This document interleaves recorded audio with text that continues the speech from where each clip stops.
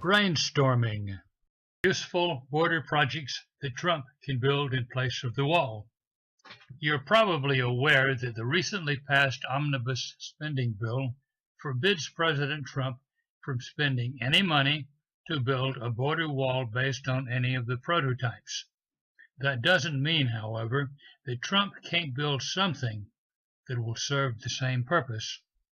In this video, I'm going to brainstorm 7 border projects for President Trump to consider. I'm using whole systems thinking, which means that all things work together. The 7 border projects involve 1. Equal justice for women. 2. Equal justice for rich people. 3. Public education concerning exotic endangered species. 4. Protected wetlands and wildlife refuges. 5. Removal of unexploded ordnance from war-torn countries. 6. Recreational hunting safety that doesn't threaten endangered species. And 7. A monument to responsibility, so as to gain a more balanced perspective on the Statue of Liberty. Regardless of whether you agree with any of these ideas, I hope to stimulate your creative juices on these vital issues of the day. 1. Equal justice for women. You may be aware that 91.5% of all people in American prisons are men. In the interest of gender equality, this bastion of male privilege has no place in modern American life. Along the Mexican border, we should build a 5-mile-long single-corridor prison for women and stock it with armed guards who mean business. I'm sure you can think of plenty of women who deserve to be in prison, but who have been denied this basic opportunity for equal justice.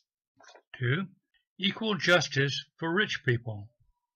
A long time ago, when comedians were funny, Eddie Murphy once commented on American prisons and justice. He said, "You go down there looking for justice, that's what you'll find.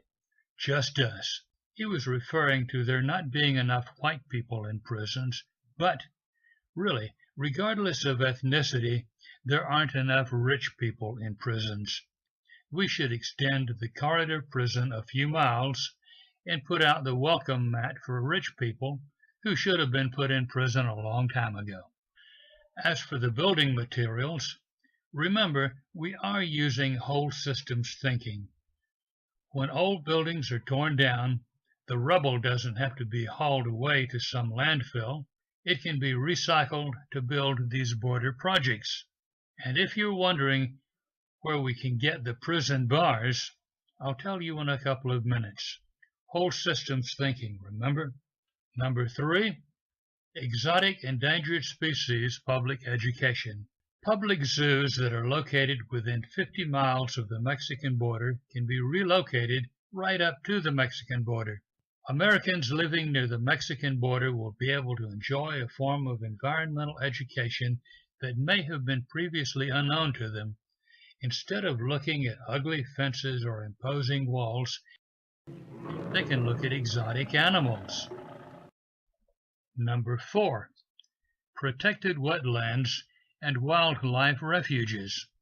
The long stretch of the Rio Grande between Brownsville, Texas, and Big Bend National Park can be declared America's longest protected wetland and national wildlife refuge. A high, strong fence should be enough to keep wildlife from straying into populated areas. People living in the area will be able to experience nature as a natural habitat for spotted ground squirrels, rabbits, Eurasian tree sparrows, white-tailed hawks, and other native species. Number 5, minefields and other military purposes. One of the terrible scourges of the 20th century that has spilled over into the 21st century is the problem of unexploded ordnances left in old battle sites.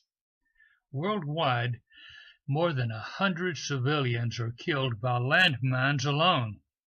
This problem must be addressed by giving military personnel the training they need to remove landmines from old battle sites.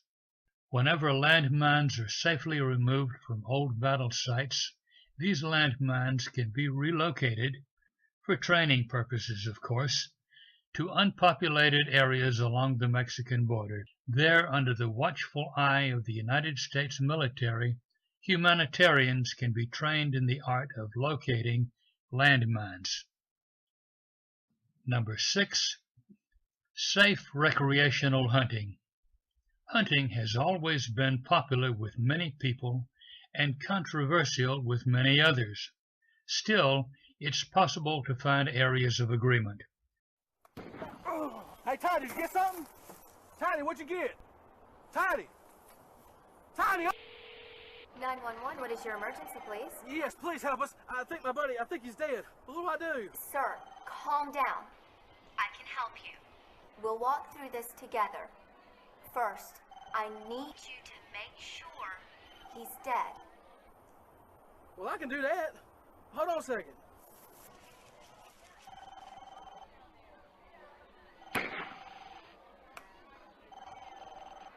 He's dead.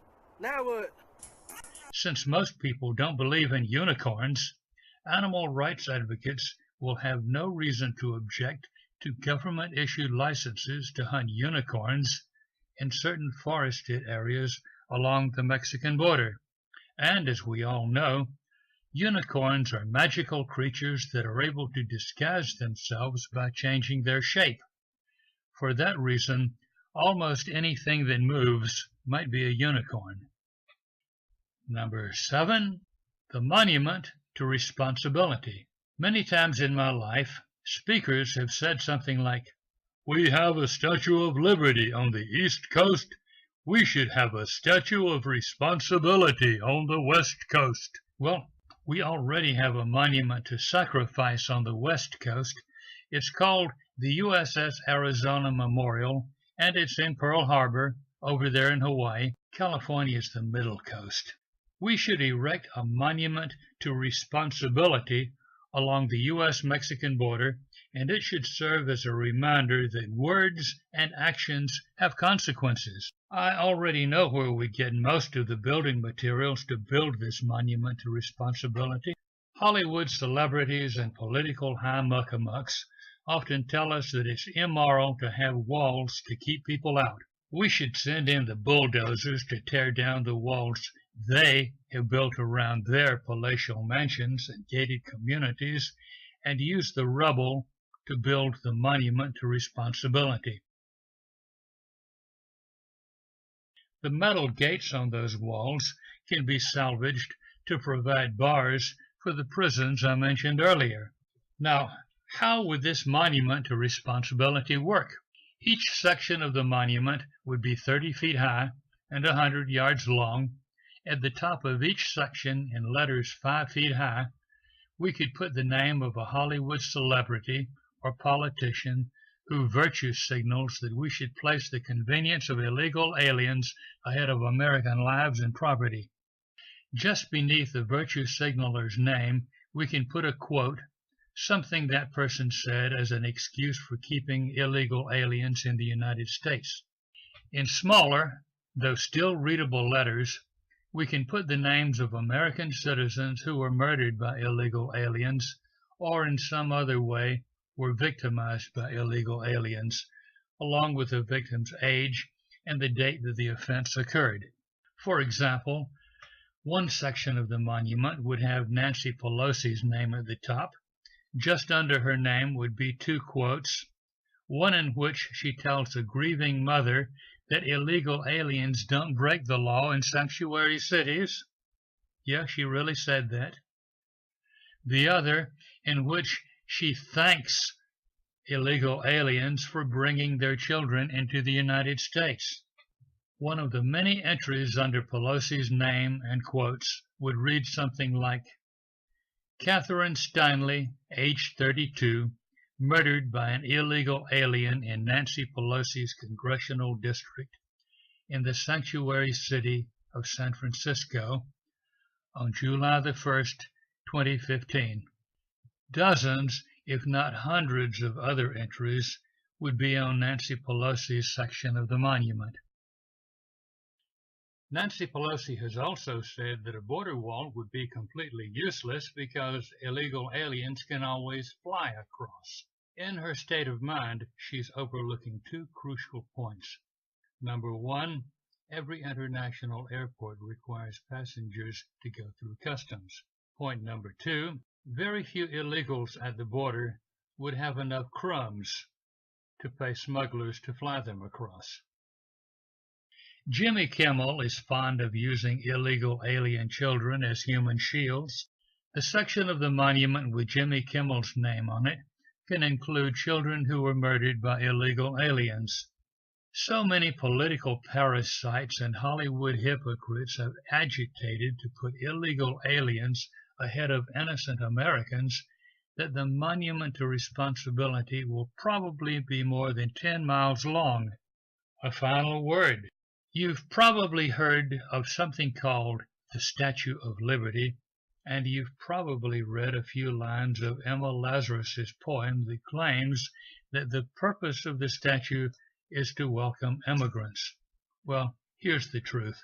The correct name of the statue is Liberty Enlightening the World. The true purpose of the statue is for the light of liberty to shine forth from America to the world. People in other countries are encouraged to secure the blessings of liberty for themselves and their posterity in their countries by following America's example of liberty. The best description of the real purpose of liberty enlightening the world comes not from Emma Lazarus, but from the late Barry Goldwater. This nation and its people are freedom's model in a searching world. We can be freedom's missionaries in a doubting world. But ladies and gentlemen, first we must renew freedom's vision in our own hearts and in our own homes. This is Jerry Mills. Good day.